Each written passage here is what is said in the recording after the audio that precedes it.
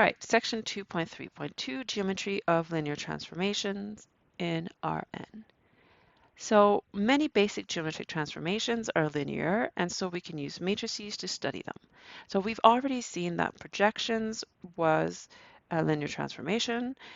Reflection across a line through the origin is also a linear transformation, and rotation around the origin is 2. All right, so let's look at example 2.3.5. I have the matrix -1, 0, 0, 1. I want to compute TA of x and I want to describe TA geometrically. All right, so let's do that. TA of xy, that's a times xy, and I get minus x and y. All right, so let's see what you get. So I'm going to draw a random vector xy. So this is x, this is y. I'm going to keep the same y, but I'm going to go to minus x. So right here, that's t of xy.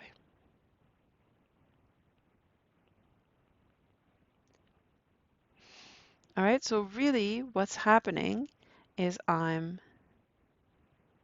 reflecting on x equals 0 on the y-axis.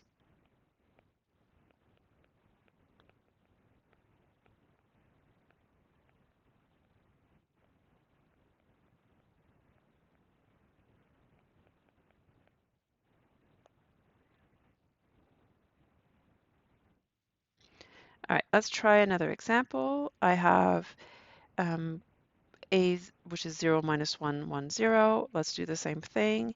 If I do TA of xy, I'm going to get 0, -1, 1, 0.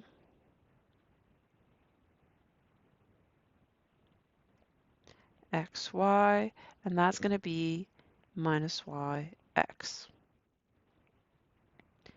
So I find that one a bit harder to see. The other one, I could draw any vector and see where it went. This is not as obvious, so let me look at what it does to the main two vectors. So if I have 1, 0, it's 0, 1. So the vector 1, 0 gets mapped to 0, 1. Right, so many transformations do that. I could have a rotation, I could have a reflection. Let's see what happens to the second one. So TA of 0, 1 is -1, 0. So the red one gets mapped to -1, 0. Right, so if you look at the blue set of axes, a set of vectors, and the red one, you see what the transformation does. So TA is a rotation.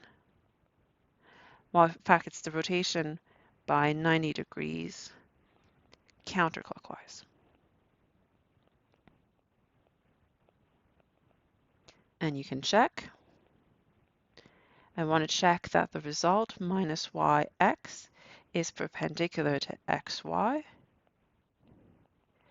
And I'm going to take the dot product, so minus yx, actually let me write it in the same way, minus yx dot xy, that's minus yx plus xy is 0. So they're always perpendicular, and you could see it could have been clockwise, but you could see from the picture it's counterclockwise.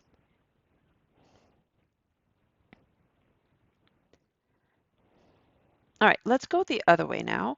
In the first two, I gave you a matrix and I asked you to figure out what the geometry was. Now in example 2.3.7, I'm asking for you to come up with the matrix if I describe T to be a rotation by 30 degrees counterclockwise.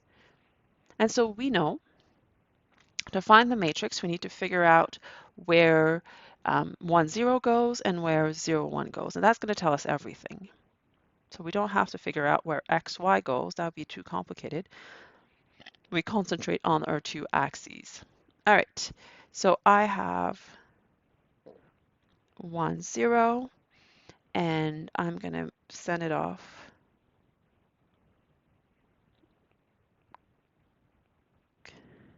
by 30 degrees.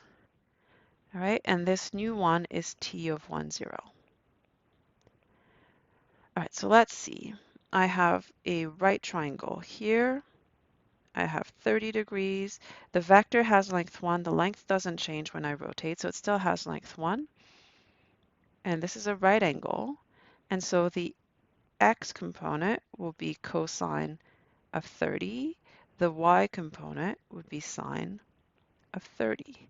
So this vector is cos of 30, sine of 30. Right? So let's write it here. I get cosine of 30 degrees, sine of 30 degrees. And if you want, that's root 3 on 2 and 1/2. All right, so that's the first column. To find the second column, we're going to do exactly the same work, but we're going to apply it to t of 0, 1. You're going to have an identical picture. You're going to have 30 degrees here, and oh, sorry, this is just 0, 1. This one is t of 0, 1.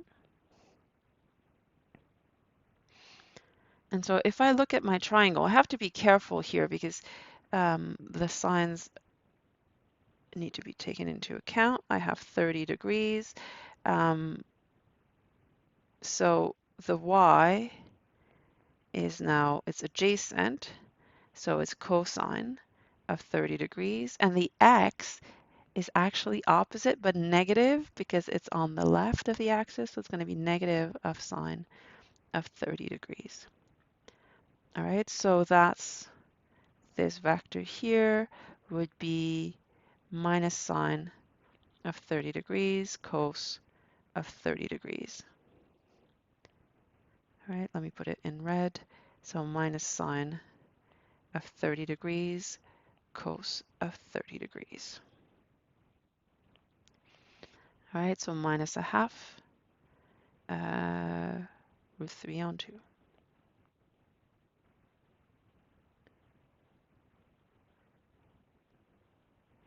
All right, so it's nice because with all the work we've done, you know that you can understand the whole linear transformation by just figuring out where these two vectors go.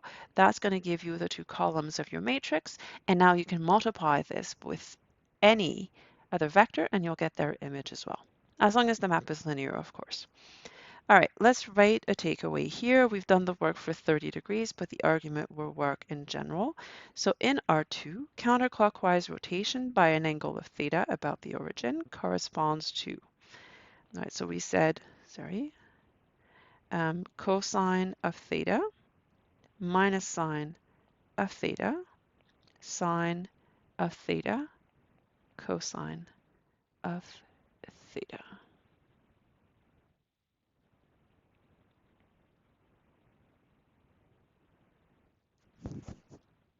All right, good.